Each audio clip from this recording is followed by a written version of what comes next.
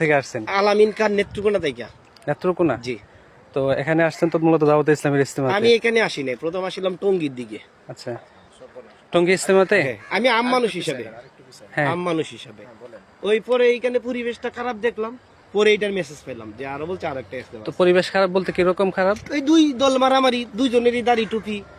On কারে বিশ্বাস করুম? কারা কারা মারামারি করতেছে? দুইটা গ্রুপ শুনলাম, কি 7 গ্রুপ আর জুবাইর গ্রুপ? আমরা তো গ্রুপের লাগি, আল্লাহ কি গ্রুপ পাঠাইছেন পৃথিবীতে? না, না। আল্লাহ পাঠাইছেন নবী প্রেম, আল্লাহকে প্রেম করো। হ্যাঁ। এরা এখন এই গ্রুপের অনুসারী। তাই তো নাকি? আমি 2 দিন ওরকম যে Shakib group, Mushfiq group, Mahmudullah group, তাই কি গ্রুপের পূজারি? অবশ্যই। আমি কি কোন ব্যক্তি পূজারি? তো আমি কি? না না থাক, এটা ওনার কাছে থাক। না না না। তো মূলত এই মারামারির কারণেই পরে ওখান জি থেকে জি চলে জি, আসছেন? মারামারি এইখানে, পরে এইখানে চলে আসছি। একজন বলছে যে এইখানে একটা ইজতেমা আছে, আপনি একটু দেখে যাইতে পারেন, আপনি যদি নিয়ত করে আসতেন ঢাকায়। আমি বলছি, আচ্ছা। পরে এখানে আসলাম, আমি বুধবারই চলে আসছি এখানে।